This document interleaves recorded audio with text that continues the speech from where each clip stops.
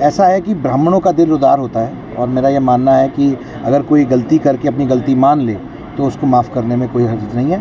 बाकी जो बड़े बुजुर्ग कहते हैं वो फाइनल है। अगर किसी व्यक्ति विशेष का कोई मन में बात हो भी तो मैं पारिवारिक बात होती है, आपस में ख़त्म हो जाएगी। मैंने कहा है कि जनता जनार्दन है और जनता का विरोध भी सिर माथे पर और उनका सपोर्ट भी सिर माथे पर। आने वाली 5 मई को एक भव्य कार्यक्रम आयोजित किया जा रहा है भगवान परशुराम जी के जन्मोत्सव के उपलक्ष्य में, और ये पुरानी सब्जी मंडी करनाल में आयोजित किया जाएगा दोपहर को 1 बजे।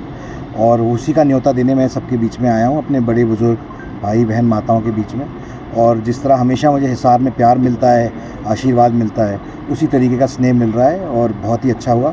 मैं आपके माध्यम से भी सबको, छत्तीस बिरादरी को, सारी सिर्फ एक समाज की नहीं बल्कि भगवान परशुराम जी छत्तीस बिरादरी के भगवान हैं, मैं सबको न्योता देना चाहता हूं आपके माध्यम से।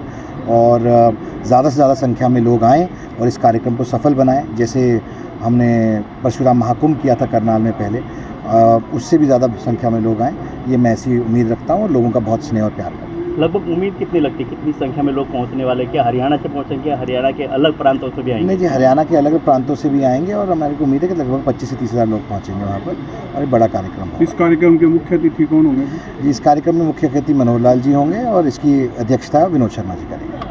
तो जैसे हरियाणा में और पूरे देश में लोकसभा चुनाव भी, हरियाणा को लेकर क्या कहना चाहेंगे आपको? जिस तरह से भारतीय जनता पार्टी का 400 पार का एक तरह से नारा है। देखिए, एक लोकतंत्र के अंदर ये एक चुनाव एक पर्व की तरह मनाया जाता है और ये पर्व हर 5 साल में आता है। सरकार अपना 5 साल का लेखा जोखा लेकर लोगों के बीच में जाती है और लोकतंत्र के अंदर जनता जनार्दन है, जनता फैसला करती है। अब लोग अपनी बात रखते हैं, पक्ष विपक्ष अपनी बात रखता है और लोग अपना फैसला करते हैं किससे सहमत है, किसके साथ नहीं। मेरा ऐसा मानना है कि देश ने मन बना लिया है कि नरेंद्र मोदी जी को तीसरी बार प्रधानमंत्री बनाना है। कितनी सीटें जीतेंगे? देखिए, मैं कोई चुनावी विशेषज्ञ तो नहीं हूँ, लेकिन वो आपको सीधा एक अनुमान दे सकूँ, पर प्रचंड बहुमत से भारतीय जनता पार्टी नरेंद्र मोदी के नेतृत्व में सरकार बनाएगी तीसरी बार। हरियाणा में कितनी सीटें जीतेंगे? मुझे जैसे मैंने कहा कि मेरे कोई अभी तो कुछ कैंडिडेट्स भी अनाउंस नहीं हुए हैं कांग्रेस पार्टी के, लेकिन हालांकि वो उनका आंतरिक विषय है, पर मेरा मानना है कि बहुत अच्छी मात्रा में भारतीय जनता पार्टी।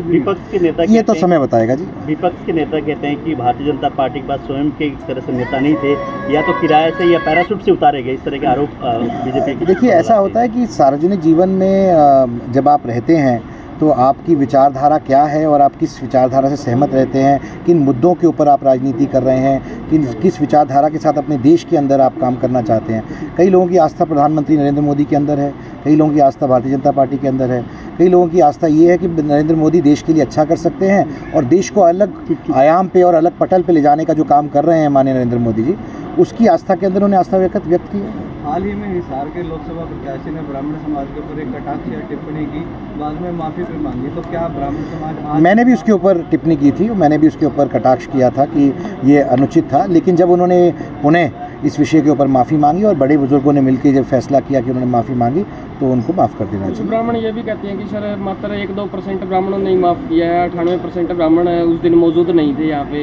देखिए, ऐसा है कि ब्राह्मणों का दिल उदार होता है और मेरा ये मानना है कि अगर कोई गलती करके अपनी गलती मान ले तो उसको माफ़ करने में कोई हर्ज नहीं है। बाकी जो बड़े बुजुर्ग कहते हैं वो फाइनल है और बड़े बुजुर्ग इस बारे में अपना मत रख चुका है। कांग्रेस कहती है मुद्दा माफ़ किया है या साथ भी देने वाले हैं? देखिए, दोनों में आपको कोई फ़र्क लगता है? बिल्कुल। क्या फ़र्क है? या तो माफ़ करने के बाद वो अपना मत रखेंगे कि जिसको मर्जी किसी कैंडिडेट। अगर कोई ऐसा कह रहा हो तो बात होगी, लेकिन ये तो आपका अपना विरोधाभास है, अपना क्या। कांग्रेस कहती है कि मुद्दों के ऊपर बात नहीं हो रही है, हिंदू मुस्लिम ज़्यादा चलने लग गया सर। देखिए, कांग्रेस पार्टी ने इस देश पे लगभग 55-60 साल राज किया है और जिस तरीके का राज कांग्रेस पार्टी ने किया है, जिन मुद्दों को लेकर कांग्रेस पार्टी ने बात की है, कांग्रेस कहती है कि हमारे को सरकार दे दो हम गरीबी हटा देंगे, तो 55-60 साल में उनको समय नहीं मिला गरीबी हटाने का। सर, सीएम साहब गए आज कुलदीप बिश्नोई जी से मुलाकात करने के लिए, उसको लेकर कोई प्रतिक्रिया? नहीं, उनसे तो नॉर्मल मुलाकात है, उसमें क्या प्रतिक्रिया होगी? भारतीय जनता पार्टी है कुलदीप बिश्नोई जी की अभी तक कैंपेनिंग में दिखाई नहीं दी है सर, किसी तरह की उनकी कोई व्यवस्था रही होगी, पर वो ज़रूर आएंगे, मेरा ऐसा मानना है। और मैं ये भी मानता हूँ कि अगर किसी व्यक्ति विशेष का कोई मन में बात हो भी तो मैं पारिवारिक बात होती है, आपस में ख़त्म हो जाएगी। कांग्रेस पार्टी जैसे कैंडिडेट अभी तक डिक्लेयर नहीं की, क्या मानते हैं कांग्रेस पार्टी का आपस में गुटबाजी के कारण या कोई न कोई रीजन? देखिए, ये बात तो छुपी नहीं है कि कांग्रेस पार्टी के अंदर गुटबाजी है, लेकिन मैं ये ज़रूर कहना चाहता हूँ कि एक विधानसभा इतना बड़ा क्षेत्र होता है, 9 विधानसभाएँ मिलकर लगभग 16, 17, 18 लाख वोटरों के साथ एक पार्लियामेंट क्षेत्र बनता है। मुझे नहीं समझ में आता कि कैसे इतने कम समय में वो पूरा कर पाएंगे। खैर, वो उनका आंतरिक मामला है। मैं तो ये मानता हूँ कि लोकतंत्र में लोगों तक पहुँचने का दायित्व हर कैंडिडेट का होना चाहिए, और उसके नाते जितनी जल्दी लोगों को पता लगे कि उनका कौन कैंडिडेट है, कौन सी पार्टी से अपनी कॉन्स्टिट्यूंसी के अंदर, लोगों को अपना मन बनाने में उसमें मदद मिलती है। सर, 13 मार्च को टिकट फाइनल हो गई थी, 10 के 10 लोकसभा क्षेत्रों से उम्मीदवार उतार दिए गए थे। कितना फ़ायदा मिला, क्योंकि कांग्रेस की तरफ से तो अब उतरा ही नहीं है कभी। देखिए, ये सोच दिखाता है भारतीय जनता पार्टी की कि वो दृढ़ निश्चय के साथ चुनाव में उतरे हैं।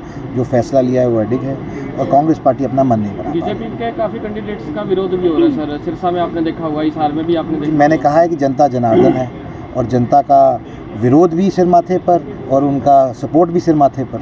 तो फैसला तो जिस दिन चुनाव होएगा और पेटियां खुलेंगी उसी दिन होगा। तो मेरा ये मानना है कि सब कुछ, चाहे 100% लोग होते हैं कि जो उनके विरोध भी रहते हैं, जो उनकी कोई कमी रह गई हो या गुस्सा भी हो, वो भी जितना झेलना हर सार्वजनिक जीवन में रहने वाले व्यक्ति का काम है, और उनको झेलना चाहिए।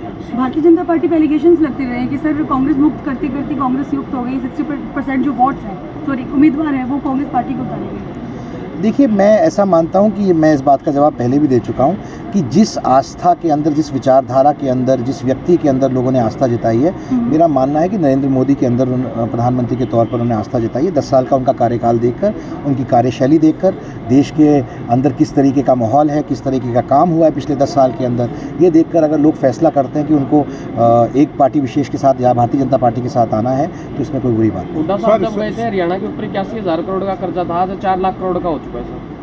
देखिए, मैं सरकार का हिस्सा तो इस वक्त नहीं हूँ कि मैं सरकार के बिहाफ पे बोल सकूँ, ना मैं क्योंकि मंत्री हूँ सरकार के अंदर, पर मैं ये ज़रूर कहना चाहता हूँ कि पिछले 10 साल में बहुत अच्छा काम हुआ है सरकार के अंदर, बहुत सी चीज़ें, योजनाओं पे काम किया गया है, और जो आप इसकी बात कर रहे हैं, ये संदर्भ में देखना पड़ेगा। तो सर, किसान आंदोलन के अंदर ये कितना इफेक्ट पड़ रहा है?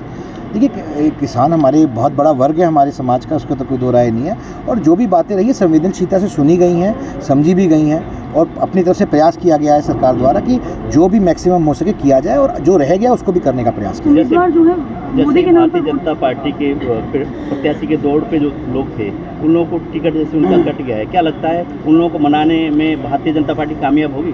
बिल्कुल होगी, क्योंकि बहुत ही अनुशासित पार्टी है, और मेरा ये मानना है कि देखिए, टिकट तो सिर्फ एक ही व्यक्ति को मिलती है, और टिकट की उम्मीद करना हर व्यक्ति का अधिकार भी है कि हर आदमी सोचता है कि मैं टिकट लड़ सकूँ। ये एक लोकतांत्रिक प्रक्रिया है, और पार्टी के अंदर इसका विश्वास है, चाहे कोई भी पार्टी हो।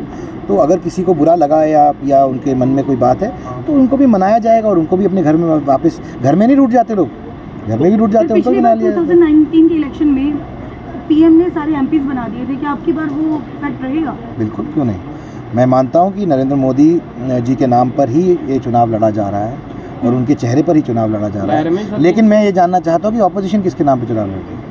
लहर में ही सर 300 प्लस कुछ वोट आए थे, सीटें आई थी। ये बिना लहर के आपको क्या लगता है कहाँ सिमटेगी? ये लहर है कि नहीं, ये तो आपको पेटी खुलने के बाद पता चलेगा। सर, नॉर्थ इंडिया का 90% जो है सपोर्ट रहा था भारतीय जनता पार्टी को, अब की बार क्या लगता है? जो 10 की 10 सीटें अब की बार ऐसा लगता है कि साउथ का भी मिलेगा। धन्यवाद, बहुत बहुत धन्यवाद।